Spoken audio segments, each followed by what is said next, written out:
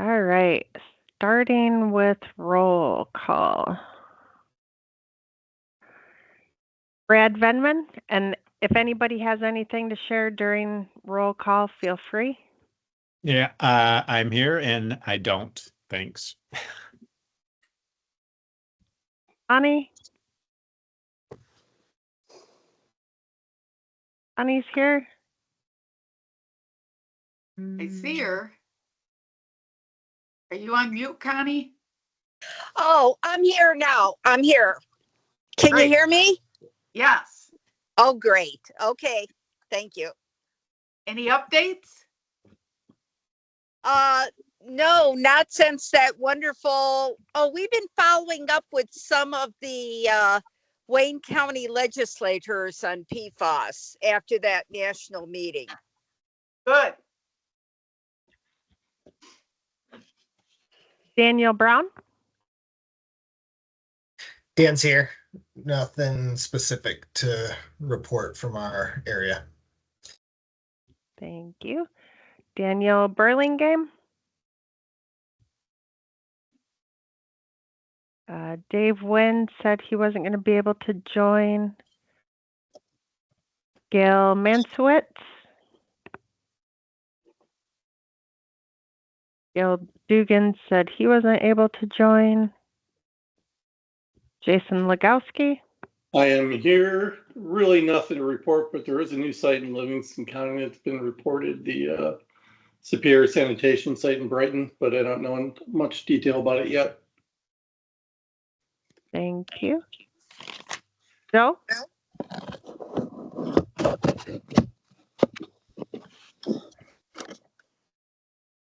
Don?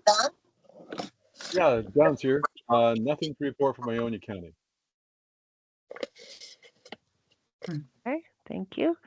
Lois? Here, interested citizen, retired from Eagle. February 1st. Thank you, Lois. And if you can go ahead and mute yourself now, we're getting a little bit of static noise from you. Thank you. I think it's actually from Connie's phone. Connie, can we mute you or do you want to mute yourself? Oh, thank you, Connie. Lynn Knopf?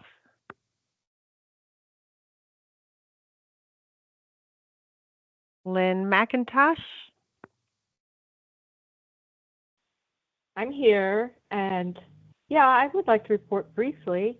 I know some of us attended the town hall here in Rockford regarding a new site near Wolverine Worldwide headquarters, and there was good turnout for the meeting.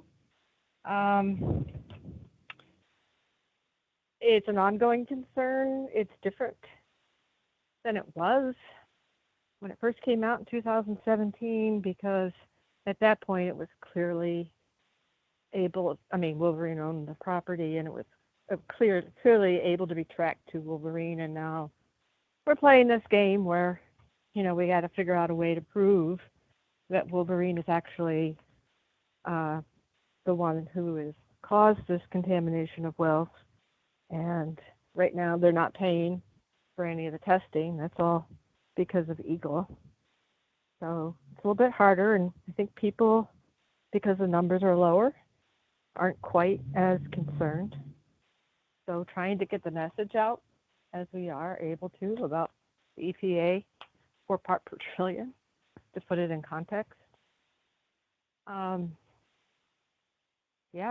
Just hope that the source or second source could be found quickly. And it was a good meeting. I really appreciated all the staff that attended, and it's always hard, to hear people in distress, but it's going along, and I hope it moves quickly as possible. That's basically it.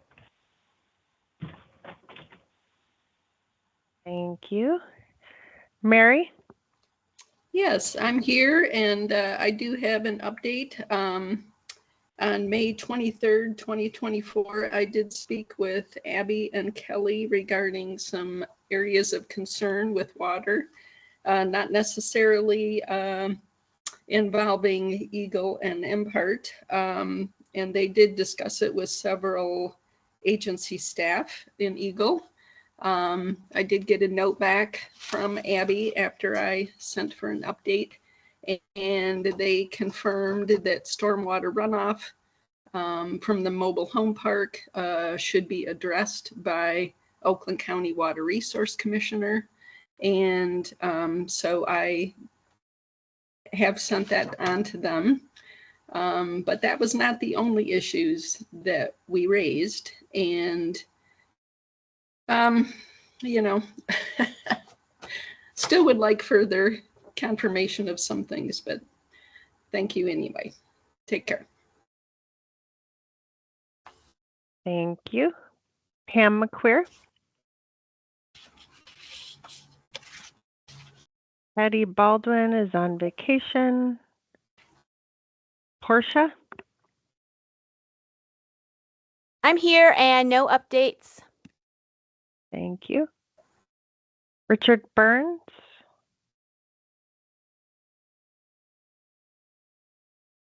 Rick Radisky's not going to be here. Samra. Andy. I am here. I have a brief little update here in Plainfield Township. We're having our Citizens Advisory Group meeting at the Plainfield Township Water Facility to look at the GAC filter. We've had a number of people, 2 or 3 people now have posted water results from their municipal water, which is over the 4 parts per trillion or pretty close to it, even though we have a GAC filter on our municipal water. And they're also trying to expand our municipal water because we're running out of water since we hooked up, I don't know, 1,000 homes or something.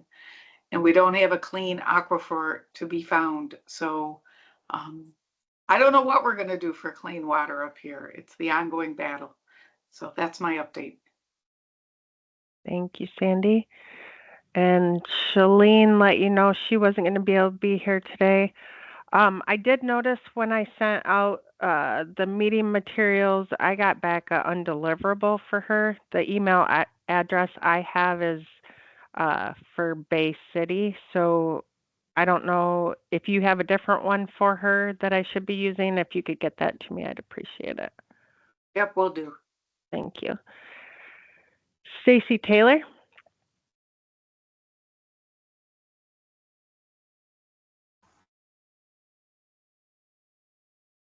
She is on, but can't hear you, Stacy.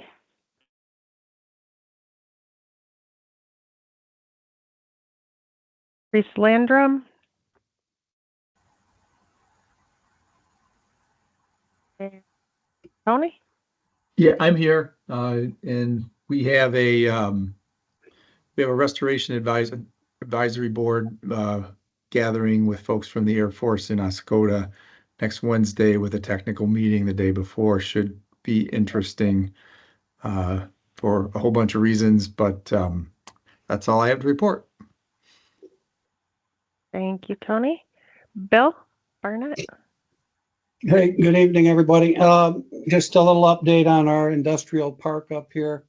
The local finance development authority, which is the LDFA, actually local development finance authority, they voted about 2 months ago to do testing on the well that was right above the plating company. That was a disaster back in the 80s and 90s. They started sucking up water through this particular well. There's 18 of them that went up and through scrubbers and into the Clam River. So they've tested one of them, what's right above the plating company. So what they did is they tested it before it went into the scrubber. And if that was bad or too high, which the rumors are that the first test was above the level, that's so they're out of compliance, and then they ran it through a scrubber, the regular scrubber system. They tested it post scrubber, and that also, it took nothing out at all. In fact, there was slightly more post scrubber.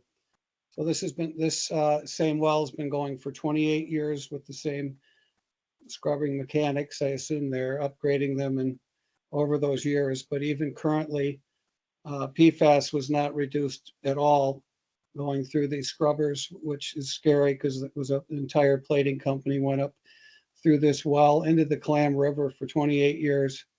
In the last, since 2020 or 21, actually, the city found out that there was PFAS under there and did nothing and just left the system going. It's still going as we speak right now. And now they're allegedly going out to test what's going into the river, which will be difficult because the pipe that goes about 15 blocks underground through people's property to get to the Clam River through easements, that pipe under water in the Clam River, which barely moves anyway, the river stream, very slow, but it's underwater and has been not hiding, but it was placed underwater to go right into the river without being above ground or above water. In any event, I don't know how they're going to test that one, but that one's 18 wells coming out at once, and they've not tested any of the other 17 wells that I know of. There's a meeting at the end of the month here in Cadillac with the LDFA, and I'm assuming the EPA and Eagle are on their case to put in the proper machinery to tone this down before it goes into the river. I asked them to formally shut down the project until they could figure this out, but it just continues, and nothing publicly has come out. So the city's doing a very poor job of communicating the two tests that they've had, post and pre-scrubber, which are both come out to be above Biden's new guidelines, is what I'll call them.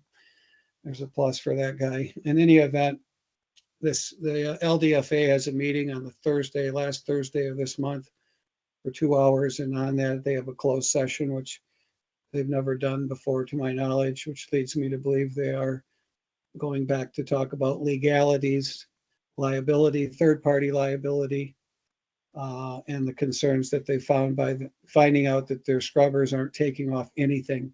In fact, a tiny portion was added into it just by going through the scrubbers. That's the testing that the LDFA finally agreed to. They're moving in the right direction. Yet it's been all quiet and crickets from our city, which worried me. And I've just informally been able to find out that their two tests both came back non-compliant for PFOS. So there's an update, and I suspect that the LDFA and Eagle and the EPA will be working together to figure out how to get that number down in the future, and to hopefully test the rest of the wells in the industrial park that probably are all also delivering the same toxin to the Clam River, which is this is dropped off into our river right before our city sewage center and also the township, both of which are also dumping PFAS in there. I guess the only plus is the city has stopped taking landfill leachate the last 2 or 3 years, and they stopped a contract that had huge numbers coming into the city, and it was quite a headache for the city to keep those numbers down. But that leachate's no longer going through. The problem was we have a plating company that's been the subject of a well for the last 28 years, sucking up a couple million gallons a day, 300,000 gallons in each well, actually, with 2.5 million gallons a day coming through the system, going into that river when there's not much to the river. So kind of in the middle, and there's a meeting, so I'll update everybody next time, but our city residents are watching this. There's a family that I'm working with that's on a well within a block or two from this, and has been on a well, their own private well, for the last 50 years. And the city's been telling everybody nobody's in harm's way. And they have a sewer line sent to that family's home. There's grandkids, kids, parents, grandparents, all coming in and out and living there. But the city has a sewer line there, and they're paying sewer every month, but not for city water. In any event, there's people in harm's way, let alone Herring Township, that's been taking the brunt of industrial pollution for years. And there's also apparently some scary numbers from chemicals that aren't PFAS, but are also equally concerning, going in, staying in the groundwater because they're not cleaned up after 30 years almost of a valiant effort. And unfortunately, the Clam River's been the recipient of these toxins, and the city's been in my understanding and belief is cover-up mode rather than deal with it and find a solution and move forward. It's worries about liability and responsibility, which are very bothersome to hear and watch in action by any municipality. So the update is that the 2 wells came up hot, and it looks bad for the city and what they've been doing with this plating company's underground water, which is shouldn't have probably been going in the Clam in the first place, Clam River. In any event, we're right in the middle of some new numbers coming out, and MPART ordered this testing back in 2021. So the department's been all over it, as well as the EPA. There's been 2 sets of tests on a monitoring well that led to the LDFA finally waking up. And there's a new board member on their board who's been very helpful to lead them in a better direction. They're attempting to get a new attorney for the city and a new environmentalist that's more in tune with Superfund sites and the concerns that come around relative to PFAS and other chemicals. That's it. Thank you. Sorry to ramble. Thanks, Bill. You got a mess there. Thank you, Bill. Stacy is on. I saw. She just, I think, probably can't get her mic to work. And Teresa Landrum's also on. So if you could add them to the roll call list. I think Yep, Teresa's on by phone. I will do that. All right. We're going to do it a little different order, if that's okay today, because we wanted to start working on goals. So there you go.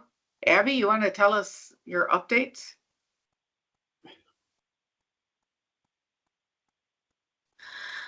That would be better if I turned my mic back on. Just a couple of new site areas of interest and new sites. We got a couple. We got the landfill at Peterson Lottie landfill up in Houghton County, Michigan. So done some reservoir sampling around there. Superior Sanitation over in Brighton that Jason mentioned, and then the Waterville area of interest. And that one is centered around an old paper mill that was torn down probably about 20 years ago.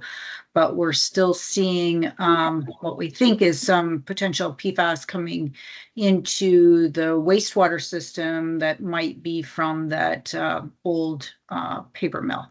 So we're going to do some reservoir sampling to see what we see around that one, and we will keep you posted. That's the new MPART sites and areas of interest. That brings us up to 287 as the end of the July. Do we have anything else on our next slides, Kelly, or is that the only one we've got for?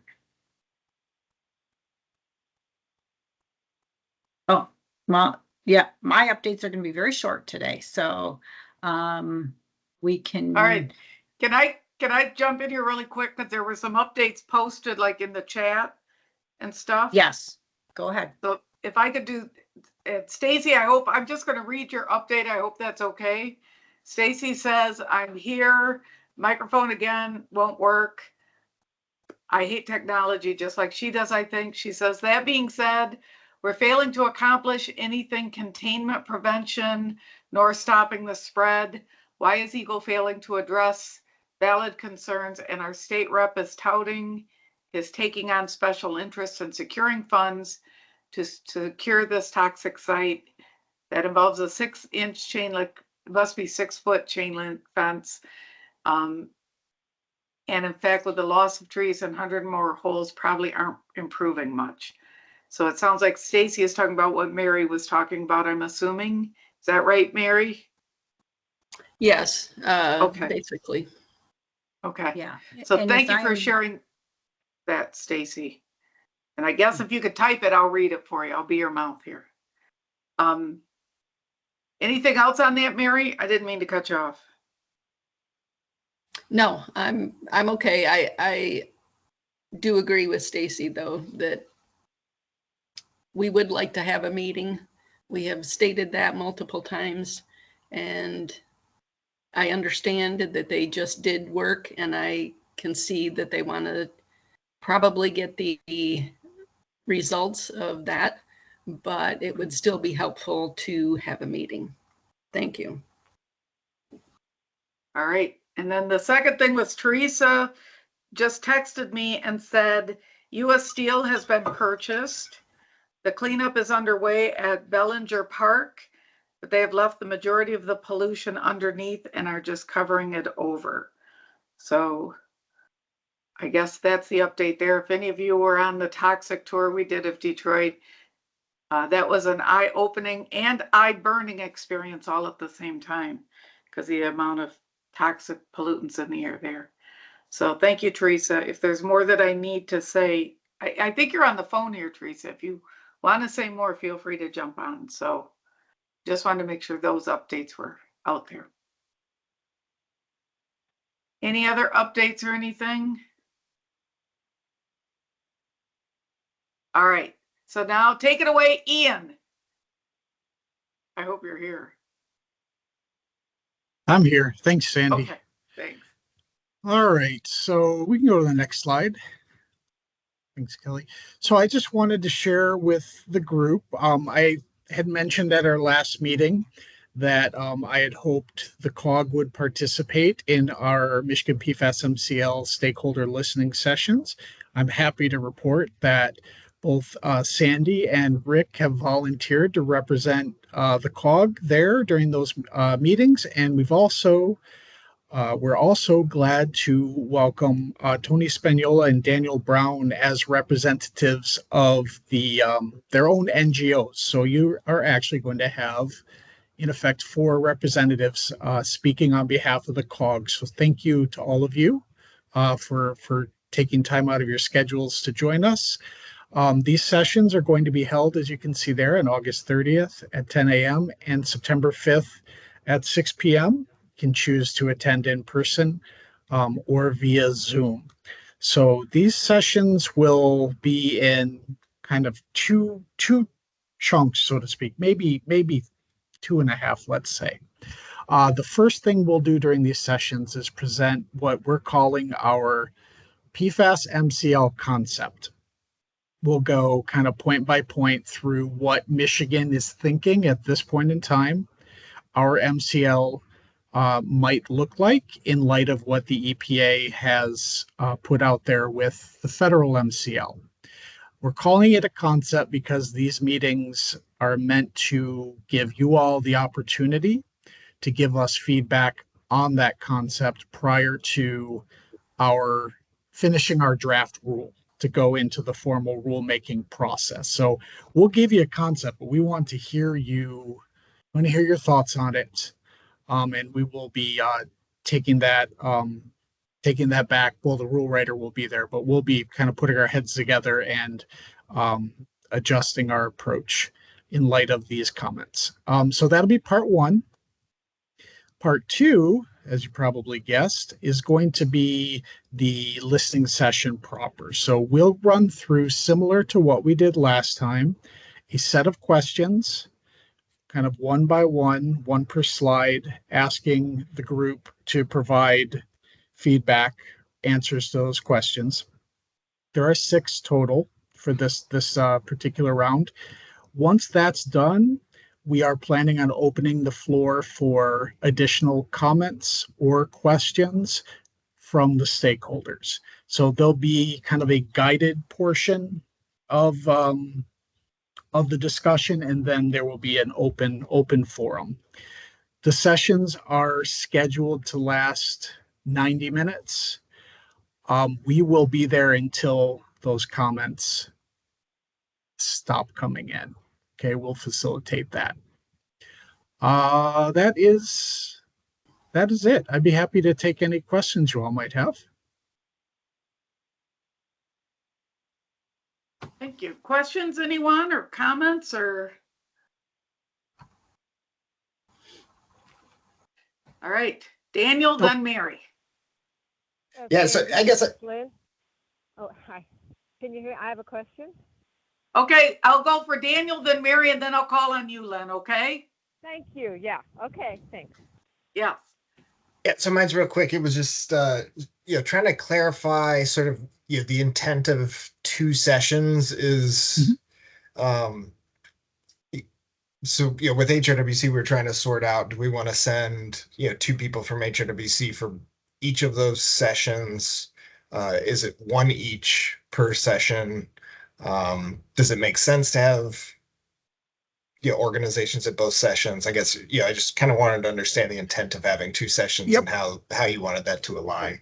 That's a great question. So what we plan to do in theory is have the sessions be equivalent. So we'll be giving the same presentation, asking the same questions, and then opening the floor. Now, that said, these sessions are going to be organic in how they progress based on who is there. So our intent is to have the sessions, at least the part 1 and 2, part 2.5, the open forum, that could go in a different direction. So it would be up to you as a representative. You're welcome to attend one, the other, or both. We've no issue with you attending both if you'd like to. The intent is for them to be kind of equal forums in each case. I hope that makes sense. Yes, thanks. Okay, thank you. Okay, Mary, and then Lynn. Yeah, Ian, I just wanted to thank you and the agencies for giving the option of being in person as well as on Zoom. And I'm hoping that COG members will please call in. If you're not open to the public? No, this is so this is invitation only. That said, I shouldn't say this out loud. We're not going to be in the room with you. So if you have a room full of people and you call in on Zoom, I think the main concern is time, but at the end of the day, we want to have a good stakeholder session. What I would recommend that you do, and it looks like it's kind of outlined here on this slide, is as a COG, coordinate as best you can what questions your representatives would ask. My fear is if we do get into a situation where a surprising number of people do call in, that opportunities for all stakeholders may not be there. So we do ask in the invitation that each organization limit their attendees to 1 or 2. We have 2 designees for the COG and then 2 additional designees who are active in the COG for different NGOs. So I know I'm talking a bit around the point, but the goal here is, I'm sorry, go ahead. Was that Sandy or Mary? That was Mary. Mary? I just wanted to clarify, I was not intending to speak because I know the COG has other people who were doing it, but I would appreciate the option of listening in if that's available. Okay, I will double check. It's my understanding that they are limiting the invitations to invitees at this point, but I will double check if that is an option. I will notify. I'll let you know. I'll make sure that's available to you. Okay, thank you. So Ian, I'm going to get to you, Abby. I just got to ask this. Will there be a separate open public comment period that everybody can make comments on?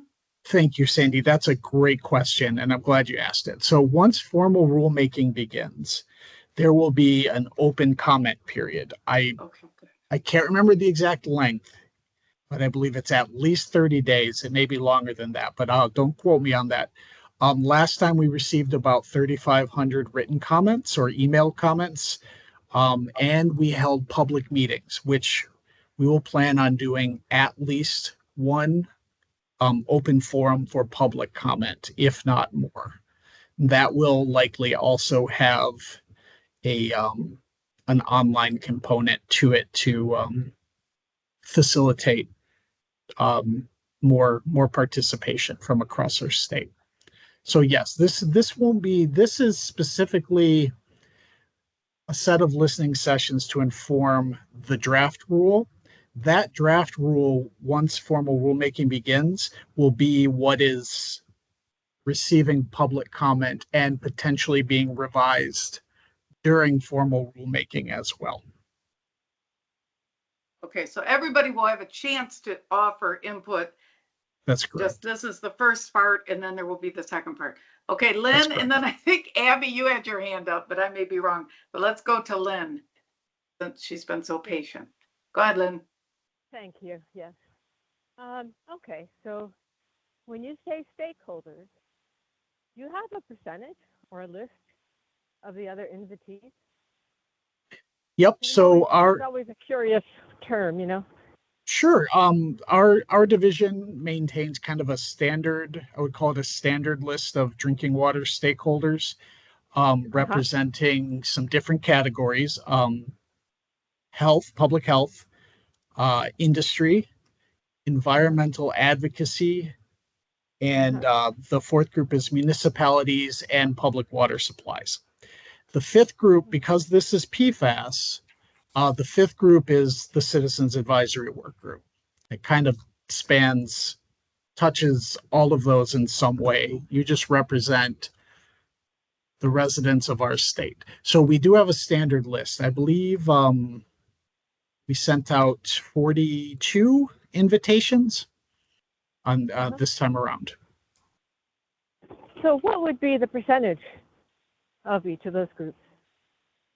Like in terms of their say, like do industry get an equal amount of invitations?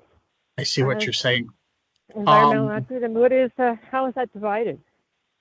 It's roughly 25% each. I would have to check the numbers precisely. I believe I'll have to look at the list. I apologize, I don't have it with me right now, but roughly even. The Citizens Advisory Work Group is being viewed kind of as its own entity, not necessarily its own category. So we sent 2 invites to the Citizens Advisory Work Group. And how many to the industry group? It would, well, I would have to check how many representatives are in the industry group. Okay, I'd really like an update about that. Okay. You know, I'm in my email is on the list. It's Lynn McIntosh. Sure. And, I will. I can reach out to you tomorrow when I'm back in the office, if that's okay with you. Yeah, and then okay, so the thing by invitation only. I mean, it's nice to have an official group of informed, intelligent people.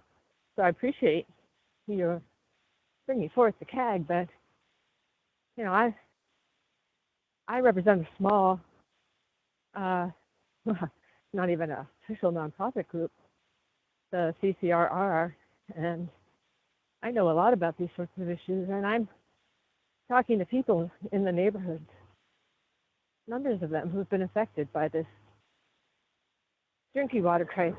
So I'm thinking, where's the say for the people who aren't, quote, officially? And if you tell me it's because we're going to have this other meeting coming up, I'm not going to be fully satisfied, because my experience is by then it's pretty much set. You know, I've seen enough open hearings, meetings, that it is something you have to do, but I don't know if it really makes a lot of difference at that point. So I'm really concerned that the municipalities have a lot of say, because the municipalities are the ones who, in my experience in Northern Kent County, have gotten in the way of making sure that the important voice of the people actually drinking the water being heard. And so that's concerning to me, and I don't quite understand this invitation only sort of guarded approach, that, for lack of a better word. Can you address that at all? I can pass your concerns up our leadership chain in our division. I can just tell you this is a list that we maintain year to year as a division. I think that having a conversation about who is on that list is certainly something that we can look into. I personally can't address it at this point in time. I apologize. No, I understand. You're part of a larger organism here, or a mechanism here. But I would like to know that, because frankly, when things are sort of how they've always been, it means there's often room for maybe some change or a fresh way to go about it. I don't think anyone expected this PFAS crisis. I think the people who, I just think there needs to be equal amount of citizens represented, or at least a third of that. If you've got 50% comprising municipality and, quote, stakeholders together, the real stakeholders are the people. And that's the heart of it. The real stakeholders are the people whose life and health. And that is something I would like to have conveyed as you ask some of these questions, because it's rarely time to do the same old thing. It's often a good time to think a little differently. That's all. And I appreciate that, Lynn, and I apologize. I didn't mean to give the impression that the list is not updated over time. It's just something that is provided to us to provide invitations for this sort of meeting. Right, and I'm asking you to look at that and say, so why are we doing it this way? That's all. Okay. Because I think that's important. Okay. I'll touch base with you tomorrow, and we can find a time to chat on the phone maybe. All right. Well, yeah, Thank but you, I'd like Lynn. to hold. Sorry, Sandy, I wasn't quite done here. Okay. I think it's something that other people in the CAG might want to be aware of as well. So, anything that you communicate, I want to communicate to the whole group, because I think it's important. So I'm just saying that out loud. Okay, we can communicate by email. I just thought sometimes these conversations they kind of I'd be glad to talk with you. No. Okay. I understand your kindness and your consideration in wanting to talk. I would like that. But I'd also like it. I don't bring these things up just to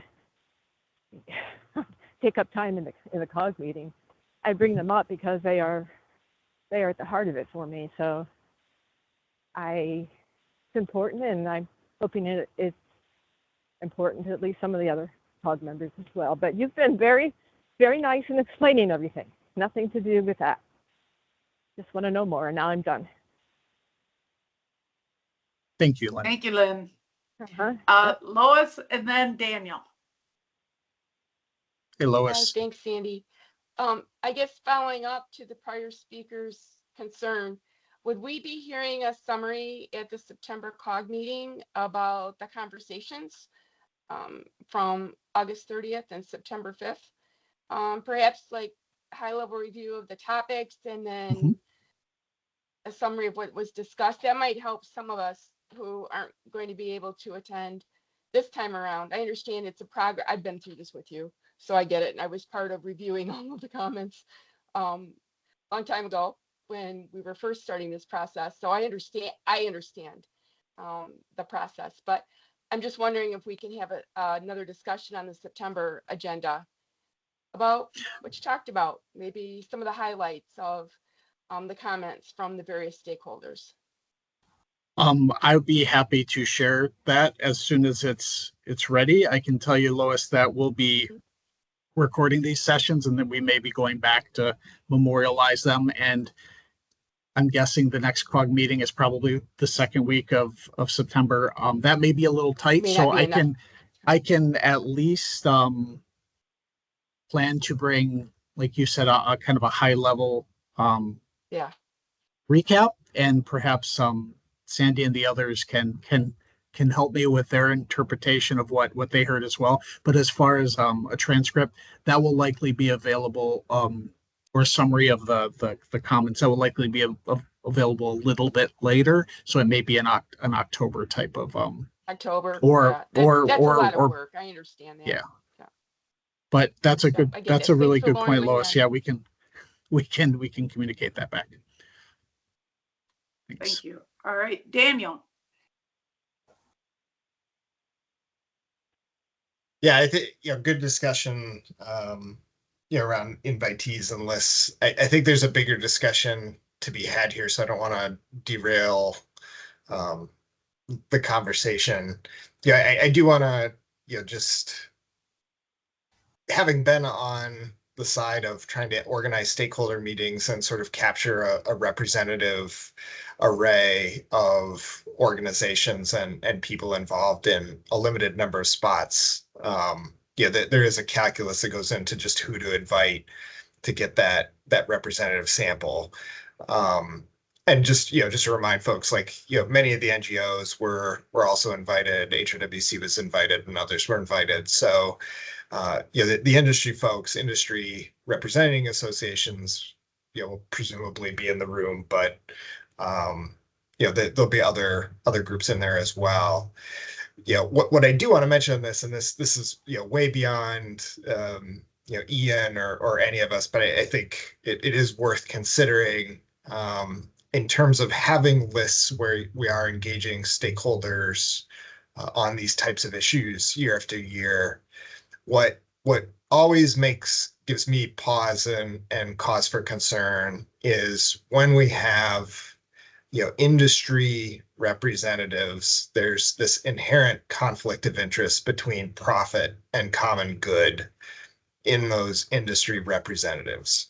So when we say industry representatives, what we're really saying in this case is like the people that would benefit from continuing to emit a known toxic chemical in this specific case. And very specifically, we're talking about who's going to represent those groups. It's the Michigan Manufacturers Association, the Chamber of Commerce, or the PFAS manufacturers themselves.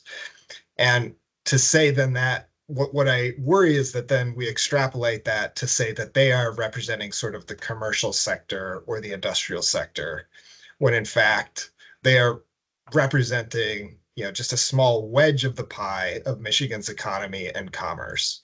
So we lose all of the other commercial entities that are actually being harmed by PFAS and are not being represented by those groups. So the dichotomy that worries me is when we think about them as the industry representatives, they actually are not the industry representatives. They are the PFAS polluting representatives in this particular case. So I think, just keeping in mind, taking that very generalized approach that, there's a small number of companies that are profiting off of poisoning other companies and everybody else. So in terms of thinking about the list and how that list shapes up over time, let's call it what it is. There's a slate of bad actors and there's everybody else that's being harmed by it.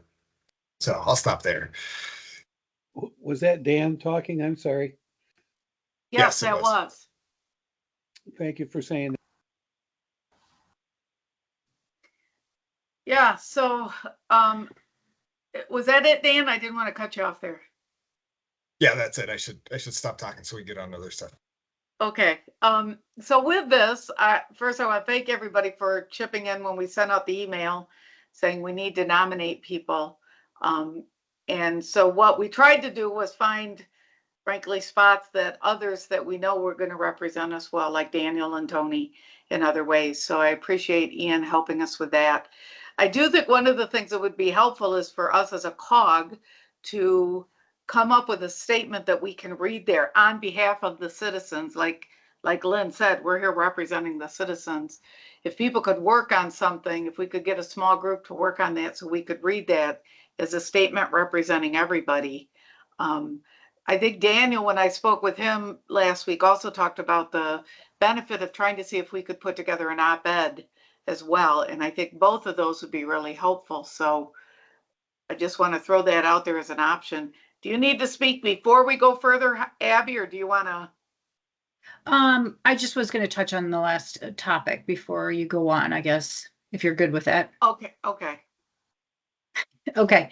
I was just going to say that as far as the list that Daniel was talking about and Ian was talking about, the categories of people are very standardized, but Ian's group and the drinking water division, really do carefully choose the distribution, what that's going to look like to try to be as fair as possible. You know how Ian's very particular in his work. He takes very good pride in it. And so, I'm pretty sure if we go through that and look at it, it's going to be a pretty equal distribution between, like I said, it might only be a quarter actual industry, but there's going to be plenty of representation, I think, from people across the state to Daniel's point of other industry or other sectors that would represent the rest of the state, whether that be other commercial businesses or environmental advocacy or citizens like yourself. So I'm not too worried about that part. The other thing is remember, these are drinking water rules based on EPA's MCLs. So it's going to look very, very similar. And ultimately, I think one of the questions Ian's going to be talking to the stakeholders about is how does this look for implementation? What are going to be your sticking points with this if we implement it in this direction? So, I guess I'm not really, based on what I've seen, what Ian shared with me earlier in the today, I'm not seeing a lot that's going to be terribly controversial with you guys. I think you're going to support it. I think you're going to be very comfortable with it. But there will be plenty of opportunities for public comment. And we can certainly have Ian come back and give us maybe a quick update next month and maybe a more in-depth update the month after that, once he's got some of those public comment periods or some of those public comments kind of under his belt. And let's just all wish Ian a happy birthday today, too, because he's working on his birthday. Happy birthday. Yeah. Oh, that's Happy just birthday. mean. Happy He's- birthday. Yeah. Thank So you, that's how everybody. much you guys mean to Ian. He's here on his Yeah. birthday. It's true. Abby, this is Lynn again. It has nothing to do with our esteem for Ian, and your assurances really don't answer the question as much as you mean well by them. I do appreciate all the staff. I'm not saying that. I'm not saying any of that at all. I think Dan made a very strong point that it is a very small sliver of industry that's being represented, and that does not make sense. And I think that is a very good point, and I want to stand with Dan on that. I'm concerned about it too, and it doesn't mean that people aren't working hard and that we don't respect and care for what everyone's doing. It just means that we need to be very careful around these companies and businesses who, as Dan said, it's profit, not the human good. And by all means, I can't take anyone's assurance on that. I want to hear what's being done and whether other industries and whatever are being reached out to. And I like Sandy's idea about incorporating some actual citizen comments in a letter, and it's a great idea to do an op-ed. If the industry sees motivated citizens. So yeah, I just don't want people to think, oh, okay, well, that's good then, because I think we have to be vigilant. That's what I think. No, appreciate that, Sandy. And we'll, Ian can work on those numbers and see what the percentages look like tomorrow. Thank you. Yeah. Thank you. Yeah. Lynn, I'd really like to dive into the list with you. And I'm sorry I don't have it in front of me, but maybe the two of us can look at it and I can get your thoughts on it. And if, based on that conversation, maybe this is a conversation we can have as a group in the future, if it's okay with you all. But there's nothing like the present, so. Well, if you tomorrow's call tomorrow's tomorrow- as close as I can get. Oh, no, I'm just talking about a time for the meeting, but Sure, Ian, I if you gotcha. call, I will sing happy birthday to you with rhythm instruments and everything, okay? Oh, I appreciate that. Thank you. And I can vouch, she will too, Ian. I'm just Yeah, telling I you. will, yeah. So if we It's could go pathetic. back, Yep, we could sorry. go back to, I really do want us to talk about who can start, I want us to get down to brass tacks here. Who can work on a statement on behalf of the COG so that community members' voices are heard and we can express them for those that aren't at that meeting, as well as an op-ed. And I think those two probably go kind of hand in hand.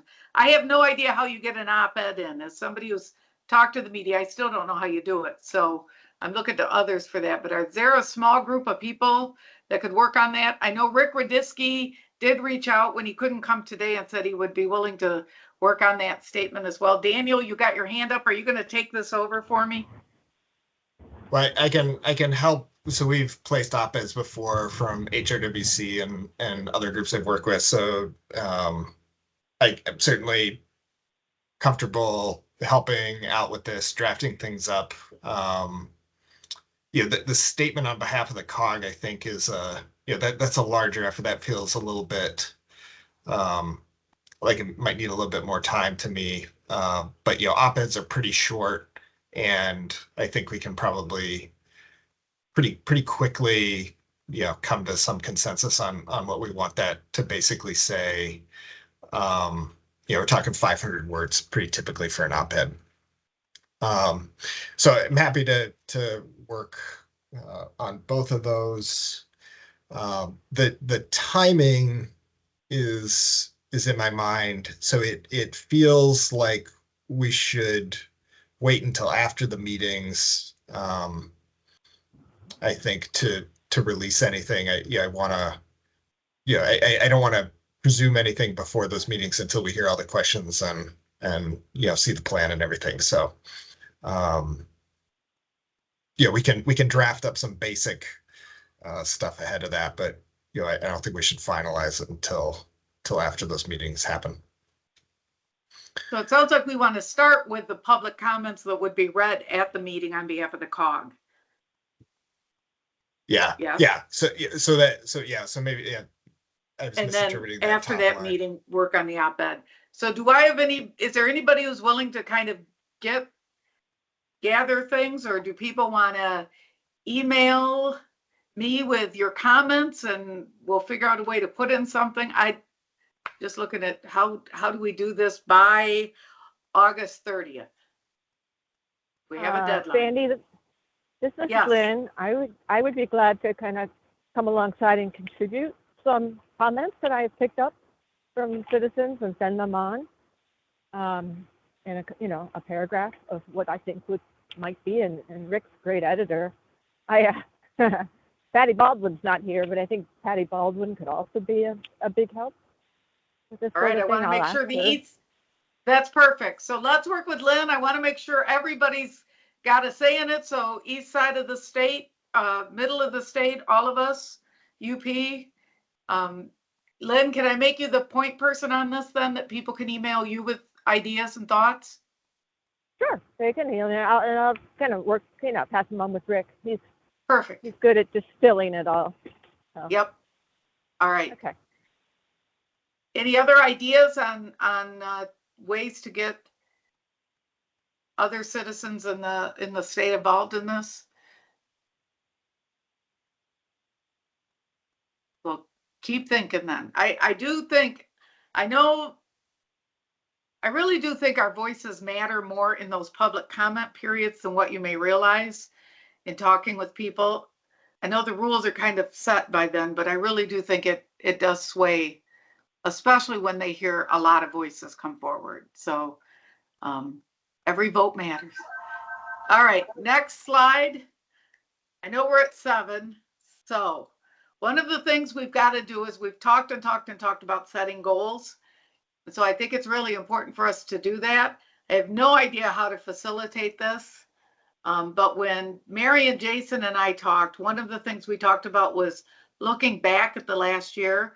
I know there is tons of frustration about not getting the public notification document over the finish line. And I know for me and for many others, that felt like a big setback, like we've accomplished nothing. But I'm not sure that's the case. And I guess I wanted to kind of hear if this group has had any sway on how things changed in the state. I guess it's the big picture that I'm looking at, as a way to see where we've been most impactful. And so okay. Oh, Daniel's got his hand up. Daniel, what do you think? Yeah, so I mean, I think in one way that we have definitely had a positive impact is just around communication and awareness. And as Tony has often said, I think we've set a model for other states around citizen engagement on a topic like this. So there are a lot of specific things that I think we've helped mold. I think a lot of the website improvements and the specific types of information we were looking for, either those ideas came from COG members initially, or they were certainly molded and helped by COG member input. So I think in all those ways, it is great. And we know that other officials in the state and in the management positions have been hearing what we've been saying, because when we talk to people that are not at least speaking up during the COG meetings, but they're in the state agencies, they're often repeating back to HRWC and the other groups that the message is received, and a lot of times the changes that are happening are behind the scenes and are just sort of quiet changes. So I do want to kind of give everybody a pat on the back on that we are at least we are being heard, and whether or not we get the feedback that we're being heard is kind of a different story. But the message is definitely getting received across agencies, so I appreciate that.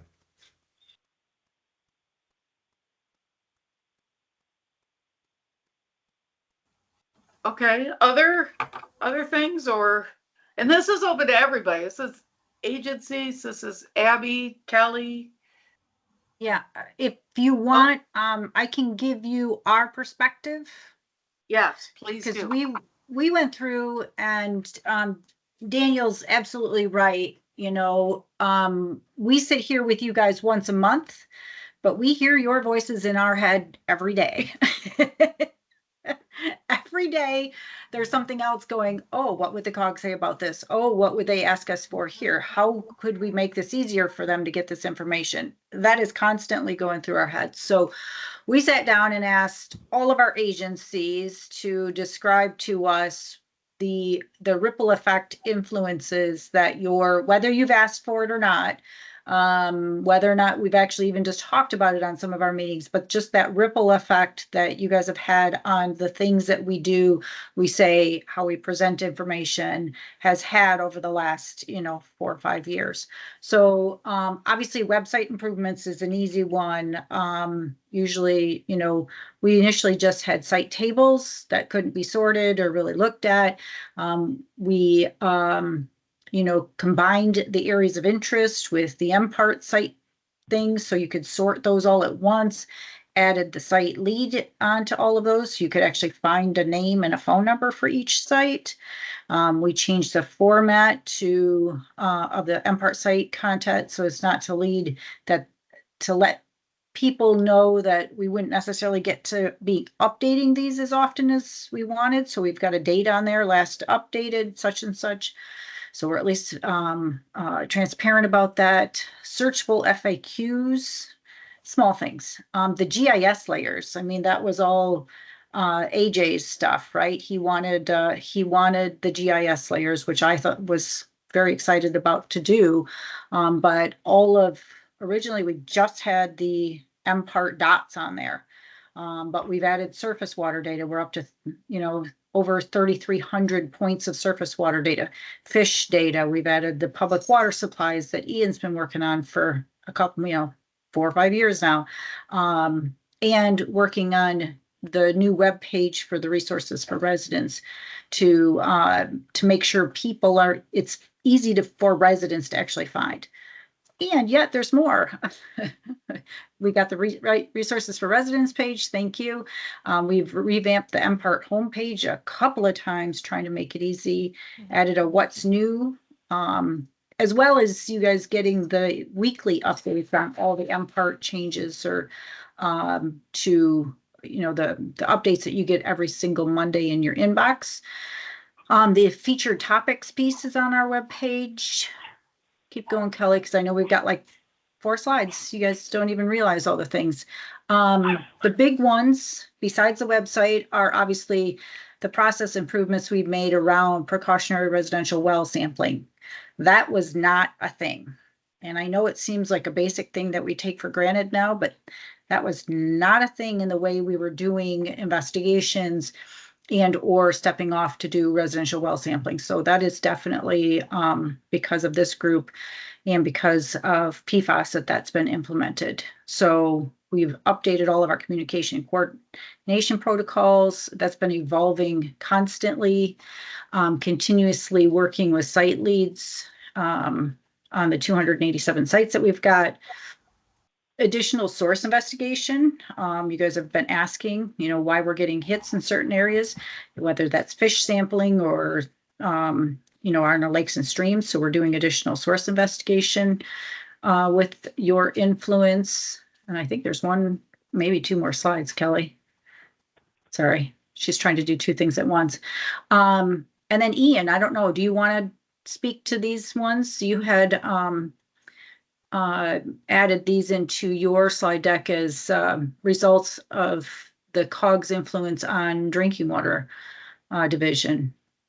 Well, yeah, and I think these kind of build off of what you've already said, Abby. So some of these might sound a little repetitive, but I want to stress that, some of these VPN is crashing. That would be Kelly's. Oh, she's trying to get it up and date. Yeah. So, and I know I've mentioned this in the past, and I know it's not as tangible as you all might prefer, but I can tell you that we're driven to report as quickly as we can in our group when we receive a result. And one of the reasons why that is because I hear this group consistently emphasize that speed of results and effectiveness of communication are paramount. So the speed of reporting, the transparency with which we share our results, looking at public water supply compliance monitoring results more broadly beyond PFAS. Typically, those are shared as prescribed by the Safe Drinking Water Act pretty strictly. But with PFAS, working with you all and working with Kelly to improve the MPART website, we've really strived to provide ease of access to the available data that we have. We can't do it in real time just because of the nature of those results, but we can do it and we can always do better. So we've been working there to improve that. And then I just want to throw out there that we're, as an emerging contaminants unit, so that's my team, we go out there and we're always thinking about what PFAS compounds are next. What contaminants of emerging concern more generally are next, but also specifically what PFAS compounds should we be looking for next? And this group is part of the driving factor for us continuing to do that, continuing to push for more resources, to grow our unit, to be able to more effectively assess where the impacts are, where the sensitive drinking water sources are, and to do a better job and potentially look at rulemaking on a rolling basis for PFAS.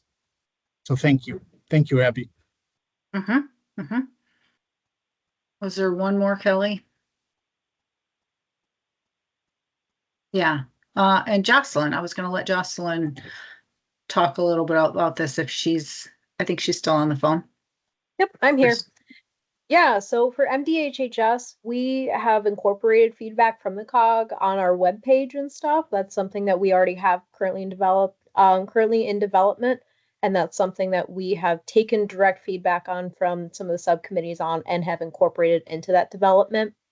In addition, we have a programmatic communications plan that our entire team works with and stuff, and basically goes over what our strategies are in communicating different, site-specific things, but then also general health education and stuff. And that has also been directly influenced and incorporated into our communications plan from the COG meetings and feedback we've gotten. Mhm. And I think that might be the last one. Or is there one more, Kelly? I should have the slides open so I can tell. Nope, that's it. Okay, I'll just say I mean, one there's more. so much more, right? Yeah. We could go on and on about everything that you guys influence, really, because as Abby said, you guys are always on our mind with every move we make. Mm-hmm. And that's not always a bad thing either. So I don't want you to think that, I got a little Sandy and a little Tony on this shoulder and a Sandy on this. One's telling me one thing, that's not the case. In a lot of cases, your influence, your ripple effects of the COG and the conversations you're having with your communities and with your representatives and stuff is clearly getting through, because, Michigan's one of the few states to be able to do a program like this, or to have an MPART structure like this. And I think really it's because of the influence of, even before the COG, the citizens saying, hey, this is important. We've got to be able to do this. And then to get the kind of money that we've gotten over the last 6 years to be able to fund a lot of the work that MPART has done has been amazing. So, I know it looks like we still, we're always in need of additional staff and additional funding, but the work that we've been able to get done with the funding that we have gotten is quite enormous and amazing. So I'll say thank you. Thanks for the influence, and thanks for all of your hard work on the backside. And so I'll just throw it back to you, Sandy, if there's anything else anybody else wants to add. All right, I got Teresa Landrum's got her hand up on the phone, and then Mary's got her hand up.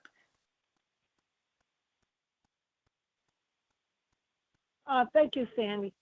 I wanted to say that I see where the needle has been moved forward on the part of Eagle and with our advocacy, is that we are now being notified about more PFAS sites and areas of concern.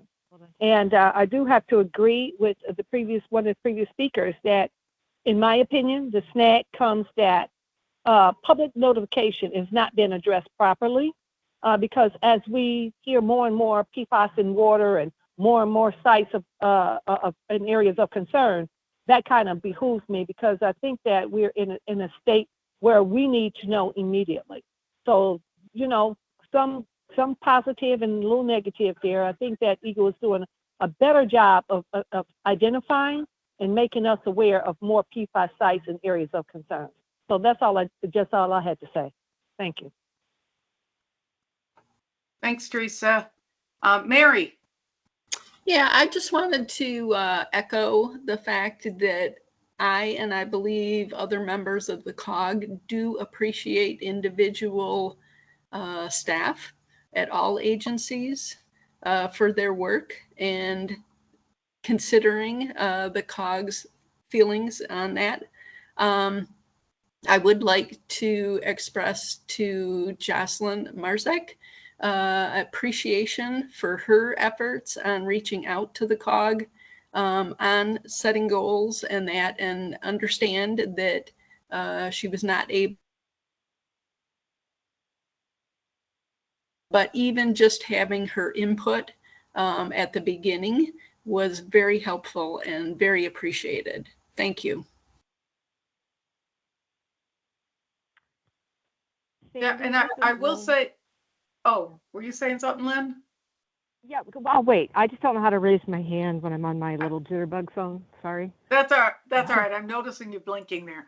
I just wanted to say, I did notice at our last community meeting that evidently it's a new policy or a new procedure that when sites come up and they test for PFAS in private wells, that health departments are giving out uh, uh, under the sink filters. And that sounds like a no-brainer and a minor thing, but I really feel like a lot of that was because we kept clamoring for that and people kind of put that together as a important piece. So I think those are that was the day that it made me realize I think we've had a lot more impact than just written procedures that we've asked to have put in.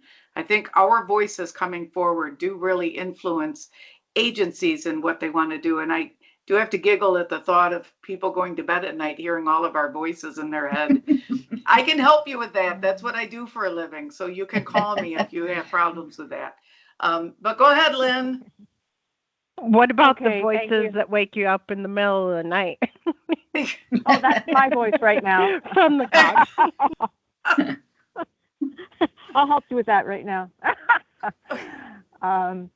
Well, I think what I feel for the group, and I don't say this for the agency and our influence for the agency only, but I just say this to all of us in the group.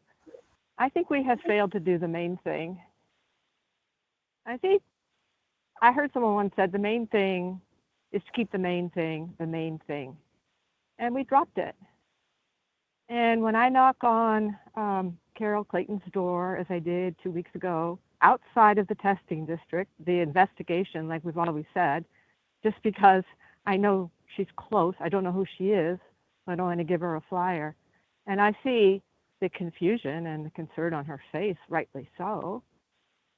I'm like, we're not reaching her, or Mr. Washburn, whose family has been ill for so long. I mean, there are so many people that aren't going to websites, and I'm not discounting any of those improvements.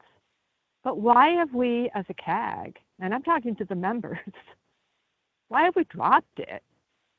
Why have we let go the importance of notification to residents at the time of a site investigation? Someone brought it up at the meeting that I attended. It was wonderful to hear it from just a regular member of the group. Why aren't you putting a dot on the map and doing a radius around it and letting people know? And I'm like, that's right. That's where we all were. And because that way they can prepare. And we made sure we gave them information like, okay, hey, this isn't if you have concerns, this is what you could do. And it was great. Use the MPART website. This is how you can test your water if you're concerned. If Eagle's not going to cover it, you can do it yourself, worth the $300. You can get a filter. This is the site. You can go to it. This was all great. Your website was great at that point. And then the message, talk to each other, get the word out. Like, the more data points on the map, the more we'll figure this out. It takes time to do a scientific investigation. We can't blame Eagle for that. They're doing a scientific explanation, and the company's not going to help. But we as citizens can, get this information and find reasons to encourage people to do that. And I don't know why we dropped it. I was so discouraged when I came home right after vacation, even just getting over COVID. It's just like, these people have no idea. They just don't have any idea. And the investigation's expanding. So with all the good that's been done, I don't understand why we're not asking for more money from Mr. Roos. We met with Phil Roos a year ago. Why haven't we followed up? Why haven't we made more noise about more money and resources for all these wonderful, hardworking people? Why have we given up on the people outside of site investigations? And I have no good answer for that. And so that's my goal for the group would be the same as it was when I first started. Can I say something on that? Oh, sorry. Well, notify the public and make a lot of noise because we need money so that this MPART with all these sites can do their job. We dropped it. So Lynn, if I could say, as part of, this is kind of an off the subject thing, and Daniel Brown can jump in, or Tony. As part of GeoPan, we are trying to push some rules through about this very thing for additional funding and public notification, because I think looking at our cost, we are limited. But I agree with you. It sounds like one of the goals that I'm hearing you, I saw Stacy just dropped it in the chat. Others put it in there. Another goal is to still push for public notification and figure out a way to do that. That is still a priority. Is that what I'm hearing? We've divided the impact then, because now the COG isn't doing it. It's going to this group, which is doing good work, but it divides the impact. And well, no, we can both work that will on be it. successful. No. It's not talked about. It's assumed. GilPan's handling it. COG has dropped it.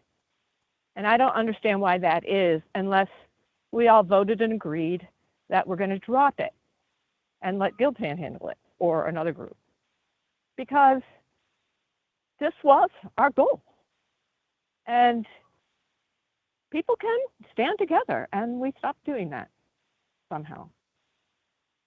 And legislators change and this and that, but when a one group with one voice, we are a citizens advisory work group. We work with the state of the mission.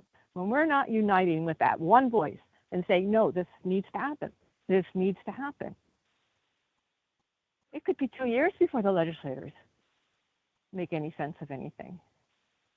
We could do it faster, I think, if we just stayed working together. That's my opinion. It's disheartening. That's just my experience. So what I'm hearing you say, though, is you would like to keep that as a goal. Well, not if no one else does. Like, what is our goal? Is our goal just to, like, not do it and just hope that GilPan succeeds? I mean, what is our goal? We don't have goals. We That's have what we're trying effects. to work on. That's why I'm trying to get a list. I'm sorry. Bill Barnett, jump in. I'm making a list of what we talk about here, goals. Making Go ahead, a list. Bill. Thank you. Making a list and checking it twice. I agree. If that was Lynn right there, but I'm back at where we were in Traverse City with communication and people in harm's way and no notification, just as simple, here's the facts. For example, since 2021, our industrial park had it in it. It's underground. It's moving, migrating somewhere. There's 18 wells right there. They could have figured it out in 3 weeks, what we had going on with those wells getting checked to see where it went from the plating company. I just, and there's a guy living with his family and his grandchildren, a quarter of a mile, maybe less, a few hundred yards basically from this site on a well. It's just one person. There's probably other citizens that our city's not aware of. There's just no communication. Someone has to be less shy. Eagle can be shy. They're being respectful. I get it. But I think they are too shy at times. And they're careful to not cause a legal problem for themselves. I get that. But I mean, these are facts. They're testing numbers. They're good testing companies that are honest and trustworthy. I think deserve support when they get numbers and they're touching people or entire townships. That there should be, in all fairness, notification. There'd be people stopping, drinking water, testing the water, putting in the osmosis scrubber, whatever. I agree with Lynn that our number one issue, and it happened back with Steve and when he was here, not Steve, but when he was here, and the Traverse City issue was a great example. And we have another, smaller, these are small potatoes. We're not even on the purple dots, Wexford County or Cadillac. But I think all information should be out there, and it's being withheld by our municipality. I can't trust our municipality in this town, and they're just an average group. They're shy too. They don't want to tell people what's going on. And they were under the false impression nobody's drinking this. There's an entire township water system being moved to a new well location. There's extension of pipes. millions of dollars. The state gave Herring Township, thankfully, $3 million to do this. It was wonderful, and saved what's going to be a financial problem for the industry or the city or whoever's led to their contamination, because they don't really have industry out there. In any event, I think she's right that the communication is the first one. Funding for Eagle is right up there. But the culture has, our culture in the city is disgusting, disgraceful, despicable. They refuse to talk to the community. They hid numbers for 3 years that they knew about, and whether it's going to a township well or a person that lives 2 blocks away, our city had a duty to tell people, don't drink your water, to get it tested and see where you are. And that, rather than be really not necessarily aggressive, but just be proactive and honest. I mean, yeah, MPART did test for us 3 years ago and handed it off to the city, probably expected the city to communicate honestly with the community, but they didn't. So the state has to pick that up, and the EPA does as well. But I'm with Lynn 100%. Communicate. We're right back where we were. I sat and wondered, why am I on this committee if we're not succeeding? It's a simple first goal. It's just being open, honest, transparent. And I see we've made progress. We have. And that this is an important group. And we're part of the solution if we can be trusted and things can be explained to us. I would have gone to my friend 4 years ago and told him, hey, don't drink your water. There's a mess going on still over here at the plating company, which his dad lives right next to it. But he's on city water. Anyway, I agree with Lynn. I'm sorry to speak so long, but it's not easy.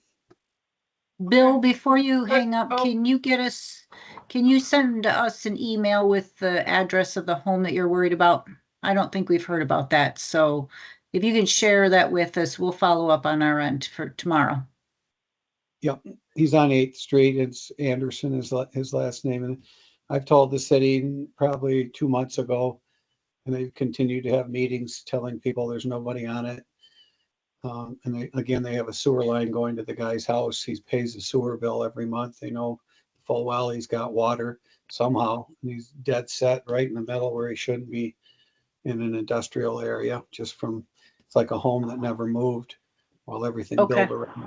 But it's on 8th Street and I can figure it out. And my understanding is he has a test pending, results are pending. Oh, okay. Well, if you talk to him and he's willing to share those results, and you can give us his name and address, that would be fantastic. We can follow up on our end. Thank you. I will. All right. Thanks, Bill. I have to check with him, but I'm sure he wants to speak out once his results are back, but he's somewhat horrified to be told that it's been going on for so long, and the city had known since September of 21. All right. Stacy Taylor, I'm trying to read your stuff while you put it in there, so I'm sorry it took me a second. Stacy says, I 100% agree. I believe this is about Lynn's comment about public notification. She says no one knows in Holly besides those who we've spoken to. And then she wrote, I think this is for everybody. Abby, if this effort is possible from you, I have wells identified by Eagle in 2012 at risk. Last conversation, this wasn't included in current plans moving forward. So it sounds like also people are knowing of areas of concern in their own community that there is worry that those people are not aware of. And that is frightening to everybody involved. So I'm hearing public notification is still the hot topic, the #1 issue. Are there other goals that people feel like we need to work on? Bill, I can't tell if your hand's up just because you forgot to put it down or if you've got another comment. I'm guessing he just got tired and took it down. No, I'm so sorry. My That I forgot to shut her down. Thank you. That's all right. Other goals people feel like we need to address or work on? Sandy, can you hear me? It's Teresa. Yes, I can. I think a goal that we should work on is having an audience with the governor. I want to feel that she's concerned and that the messages they're getting to her about our concern about notification, about our concern about exposure and things of that nature. So I think we should work on a goal with meeting with the governor. All right. I've got that down. Other goals. Other priorities or goals. Joe. Sorry, I was late coming in, but I mentioned the ones that for any kind of a group, if you got some kind of budget, it will be a lot more productive and effective and influential. So I know we're supposed to be giving advice, cheap advice. So if there's a way that this group could be supportive by some funding, I think we could do a lot more. What would we use the funding for? Funding to support our activities. We can do our own publications. We can attend certain functions to interact with the people that are important to us. And, it requires some support. If we want to do some research of our own, then we can fund some of those activities so that we give more than just advice. If we can come up with some research of our own in the areas that we think is important, then our advice will be a lot more beneficial to everybody. All right. Thank All you. right, I've got funding down. I don't know who's doing dishes, but they're welcome to stop by my house when they're done. All right, so we have public notification. With that is better communication and better funding for Eagle. The second goal is an audience with the governor.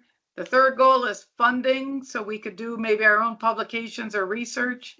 Other goals that people think would be important for us to work on over the next year.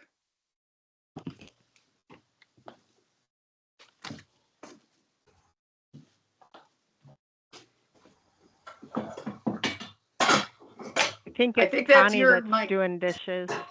Connie. Hey, Connie, can you mute? All right.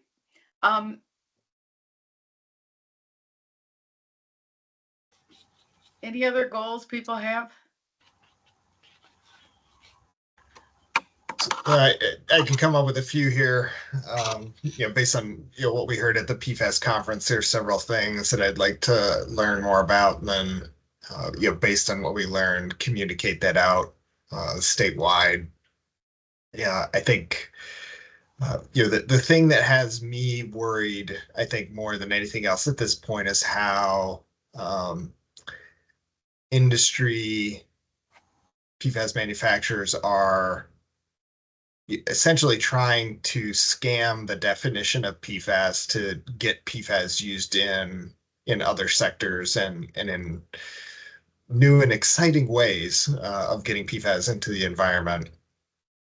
So I think for all of us, it would be beneficial to see, what are the definition of PFAS, what existing PFAS compounds specifically Michigan might also be looking at to understand more about. But then, any research or any activity within Michigan or other states, as we can invite them in, about what PFAS compounds we should be concerned about or taking a better look at. I think that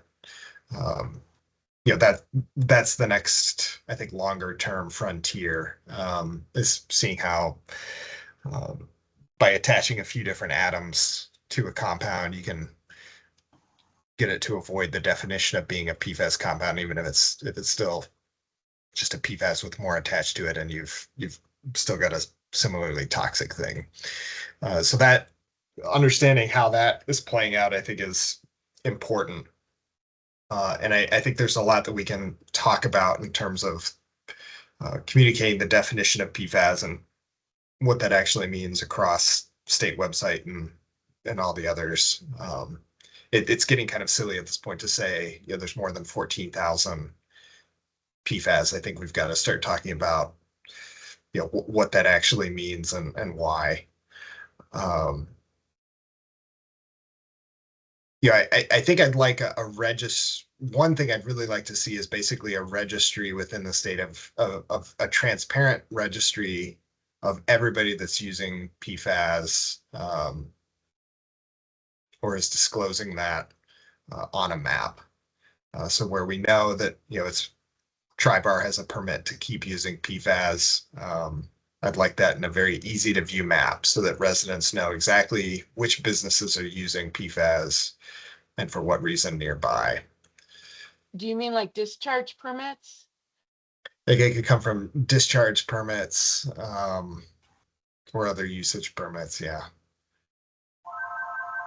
Interesting. Okay. So, I don't know how Abby might have to help us with that. I didn't work in the discharge, in the permitting area, but I think that they have to state and report how much is what and how much they're discharging as part of their permit requirements. Yeah, I mean, the data is out there in a lot of cases, so those would be the obvious places to start in my mind. Is just what are in those permits, what are they stating, but right now there's no easy way for somebody that's not accustomed to getting into state data portals and document databases to quickly look on a map and see, oh my gosh, there's like 5 dry cleaners on my road and they're all using PFAS for different reasons, or there's this major manufacturer that's using hexavalent chromium and PFAS, and is discharging that through my wastewater treatment plant. I see that. Just bringing home that community aspect of like, we don't think about these things because the companies that are making them are very good about getting us to not think about these things. And it's in everybody's backyard. To your comment about you want to know who's using it in manufacturing, a lot of that is proprietary information. And we're just not going to be able to know. But I think starting with discharge permits and knowing how much is being discharged, that might be something that's doable. Well, with that, I'm also worried about worker safety with that. Some of the stuff you're talking about, Daniel, that we learned at the conferences. Yeah. There's a lot of this in industry that workers are being exposed to that I don't think they know. I think of firefighters with their turnout gear, all these new lithium battery plants, this clean energy, this greenwashing that's using a lot of PFAS in it. I just worry about worker safety. So when you talk public notification, that's an issue too. So one other thought that comes to mind behind this is that the classic argument that we hear from manufacturers and users of PFAS is that we're doing this because it's good for the economy or good for jobs in some ways. We're doing this because there is some benefit to whatever the thing that is making. If you want the shiny car parts, then we have to use PFAS as a fume suppressant so that we can use other toxic things to coat the shiny car parts. And if you want those shiny car parts, then we have to do those things, and there's an economic benefit to that. And that's the basic argument. but they hide then the fact that they're also then discharging pollution right in the same neighborhood where they're making those arguments, and then not talking about the societal costs of all that contamination that they're putting. So they're really happy to talk about all the benefits that they're providing to the local economy without talking about the huge societal costs. So I think making that argument more transparent is going to be critical long term. I agree. Stacy also just put in the chat, the medical field also needs to be caught up. So it sounds like some education to the medical field. And I do agree that doctors are way behind the curve when any community members are going to doctors about that stuff. So, oops, I just lost my screen here. Hold on. Now, I'm not sure what to do next because I feel bad that we had a lot of people not here today. So I don't know that we can set goals without the other people there. I think Lynn brought up at the last, or to an email to me, that she thought we needed to kind of mull on this and stuff and then vote on priorities and how we're going to do this next time. Does that sound fair or right? Or, I mean, I'm wondering if we send out an email. Mary, were there any in the surveys that we missed in this? From the survey, I think we've covered quite a few.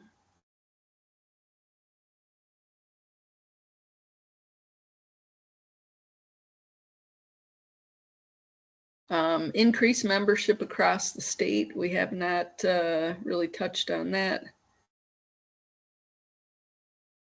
More PFAS affected community participation is part of that. Here's one. Discuss options for ways COG or COG members individually can support fellow COG members and communities that are not getting the response they need or want from the agencies.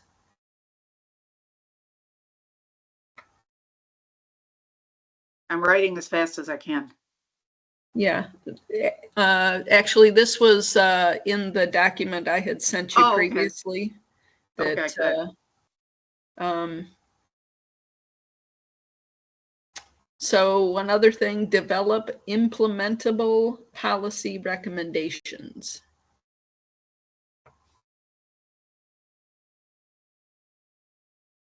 Wasn't there also talk about developing kind of an onboarding system for COG members, kind of an orientation?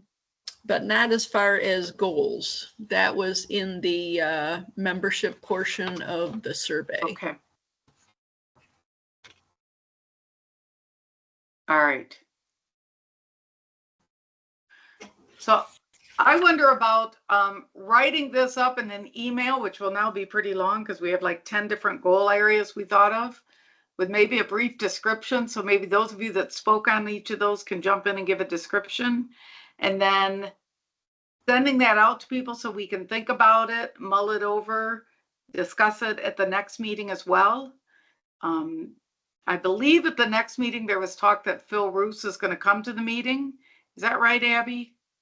Am I making things up? I think Kelly confirmed that today. Okay. Yeah. I think that's his intention, is to come for the next meeting. I think he's only got a half hour. So, Sandy, I don't know if you want to collect people's questions. Yeah, I think maybe we can also talk about, I'm guessing the questions will be about notification and budgets, right? I mean, it sounded like that's what people were talking about was a priority. So it may be good to hear that from him. But we'll try to get questions together too on that. And then have further discussion then. Does that sound like a way to go? That way we'll have more people here and everybody hopefully can join. Thoughts, comments? It sounds So, good. Sounds good here. Okay. Yeah, Cindy, this is, go ahead. This is Lois. I have a question. Yeah. Since I'm newer in the group, I don't know what you mean by your notification proposals. Would you mind sending that to me by email? Sure. Sure. We can do. It's also on the MPART website. We have the Citizen Advisory Workgroup page, and we have all the documentation posted there. I can look there too. But there are probably a few of us that could spend a long time on a phone call about this. Yes. So, Yes. happy to do a deep dive if you ever want to on the background on that. All right. So how about if we do that? Because it is August and we're nearing the end of summer. And that way we can spend some time, because I think it's important we set goals, but also be very mindful and thoughtful about what we want to do. So anything else we got to accomplish tonight? Oh, Sandy, I do have Go one ahead. thing. Yes. We had, as leader, you and I had discussed, it has been 2 years almost that we have been under COG leadership. And so I think when we had originally set up the COG leadership, we set a 2-year term. So just throwing the idea out there that if anybody has thoughts about wanting to run for leadership in the future, please let us know. Or that I don't think it's until winter that comes around, and we'll look into it further and find out the exact dates. But just putting it out there, sharing the information so people can have thoughts on that. And change is good sometimes. So Yes, it is. yeah. All right. Thank you, Mary. Anything else we've got to do?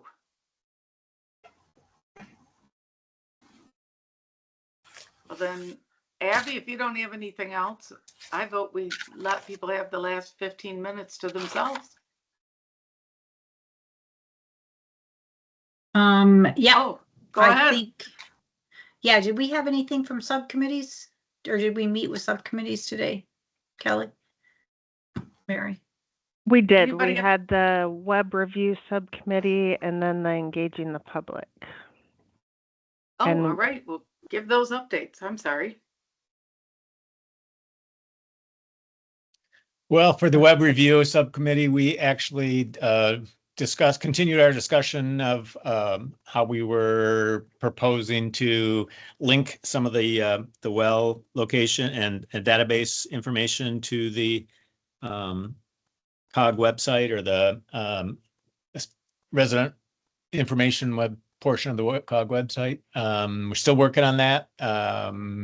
Probably have some discussion next month and finalize that, how that's going to go.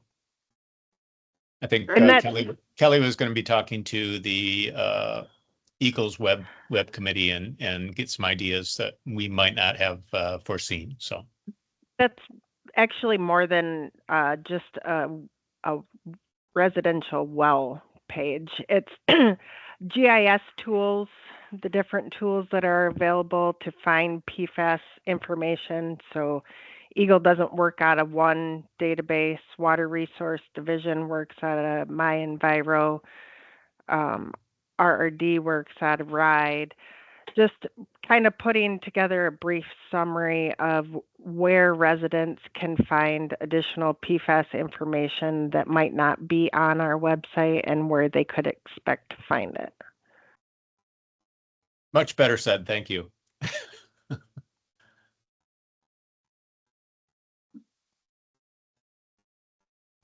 All right. And was there an engaging the public subcommittee? Is that what else I heard?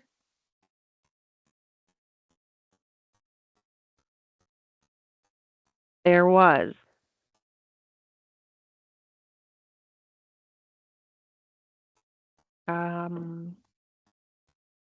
Portia is the lead of it, but happy to talk about what we discussed in there as well.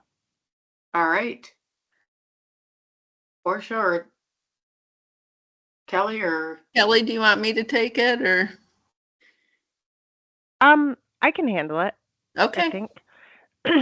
So when we do PFAS investigation, first thing that we're doing, when we have, data or a potential suspected source of PFAS contamination, we're Eagle, DHHS, local health are working together to review residential well logs, see if there's any residential wells down gradient of the potential contamination or the contamination, identifying residential wells that we would like to sample, and then we send this, we want to sample your well letter out. So in order for Eagle or Eagle's contractor to go out to the house to collect a drinking water sample, we need to have that home's or an access agreement from that home. So we send out this letter letting them know that they live next to a potential source of contamination, or if we have identified a specific source, we'll put that information in there. We'd let them know that we want to sample their well. It's at no cost to them.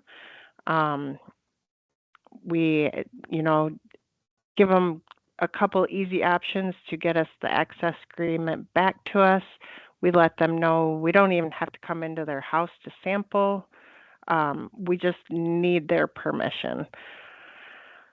So we're sending these out, obviously in different areas statewide, and we don't have the best success rate with these letters, hearing back from residents. So we've adjusted the letter over time, trying to figure out what is really going to grab people. We're anywhere between 10% return rate and 50% return rate in any given area. So we're looking at, and don't pay attention to the design because this is just conceptual right now. So just pay attention to the content. If it continues to move forward, we'll end up sending it to the Eagle publications person, and she'll redesign it all together. So we're thinking this is a two-sided little kind of card, the same length as, the folded up letter, something just to stick in there that's just very clear, and hopefully will continue to grab their attention, and maybe, hopefully they'll decide to reach back to us and give us access to sample their well. Just having this additional piece in front of them. So the engaging the public subcommittee thought the content on here was really good.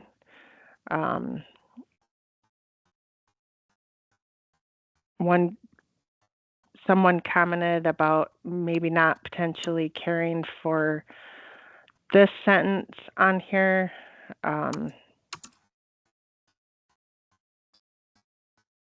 So just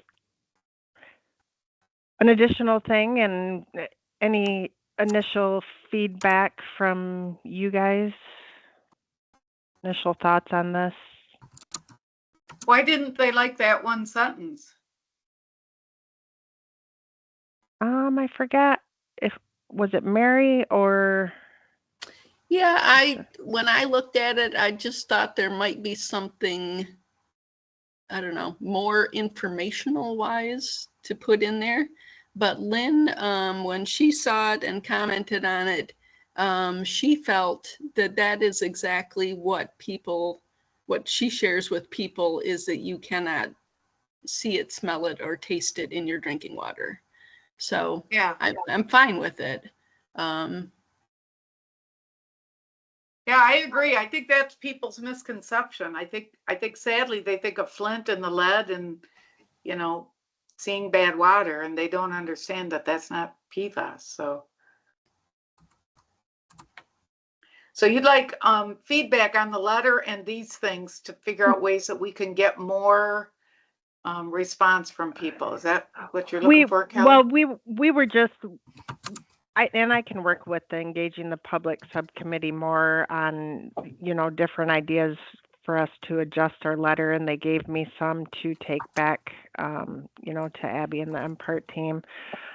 So, we'll continue to adjust and improve and evolve and figure out different ways, but it was just this particular kind of card that we're going to be putting or planning to have published to put in these letters.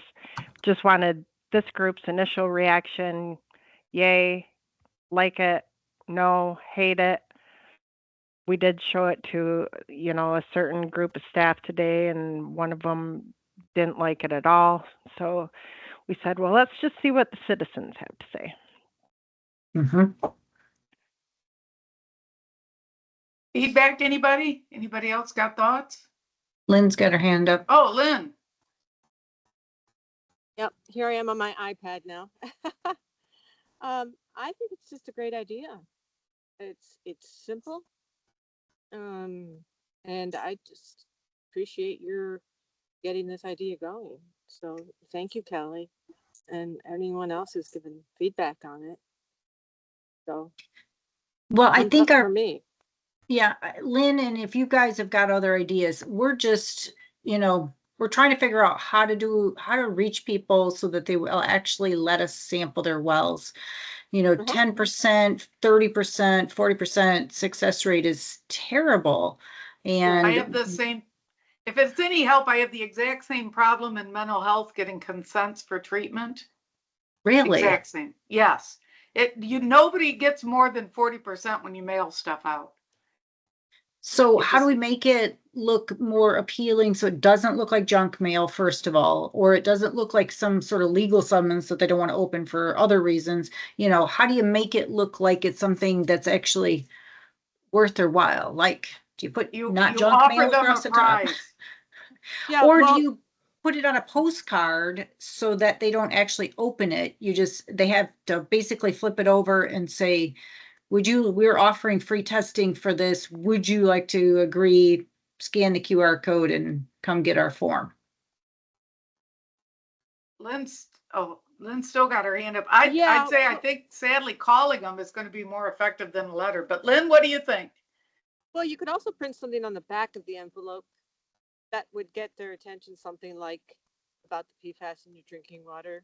I mean, at least when they turn it over, they get a sense that it's just an idea. But then the $1,000 bill inside too would be helpful. So, I mean, that's why we need more money for them. If we can stuff our envelopes with money, yes, we might get a better success rate.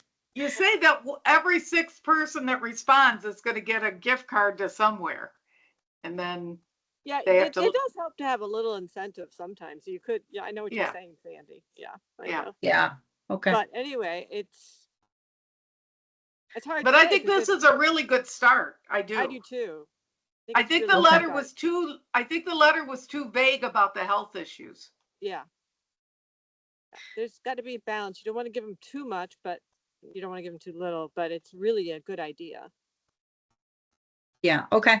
Well, I think we're open to trying anything to try to get our numbers up so that we can try to, get people sampled. So if you've got other ideas that have worked better for getting it above the 30-40%, that would be happy to talk about it in another meeting, or even an offline meeting we can set up to talk about other ideas. So. Okay, that's great. The only thing I did have one question, Abby, and that was, when you send it out, do you take a neighborhood and send it like to every second or third house, or do you do the entire neighborhood at once? We are usually doing it based on depth of well. So we're usually doing it on those homes that have the shallowest wells first, and then going back, and if it looks like we've got a lot of hits, then we'll go back and get deeper wells and try to get better coverage in those areas. Sometimes we'll go back to, neighborhoods that look like they're we're getting hits that we really want to go back and make sure we're pounding on all the doors. We'll go back a couple times, but Mike Jury is leading up a couple efforts. So Mike, you want to jump in here? Yeah, what we're doing now is we are doing mass mailings to every house in the neighborhood. Perfect. So the last Yes. 4 places we've done, we're doing mass mailings to everybody. And unfortunately, Sandy, it's still only 10 to 20%, even though it's everybody. They just, we don't know if they throw them away, they read them and don't care. Sometimes I'd like to go to those houses, knock on the door and say, I'm here. Why didn't you want free? What was wrong with free? I'm from the government and it's free. Yeah. Okay, I get it. Right. But yes, we have done the latest ones we're sending out, saturate the whole area that we're interested in, every house. Okay. So yes, Well, that's what we're I was going to try gonna that, suggest. see how that works. Okay, thanks, Mike. And I think that's all I got, Sandy. So I'll let you stay on time. All right. Well, thank you, everyone. It was actually a really good meeting. I appreciate everybody jumping in, giving us all these goals. It may take me a couple days to get this email out, but we will get something out to you with this and see everybody in the fall. So enjoy the rest of your summer. And happy birthday, Ian. Yes, happy birthday. Yes. Take care. All right. Thanks, everybody. Thanks, everybody. Have a good one.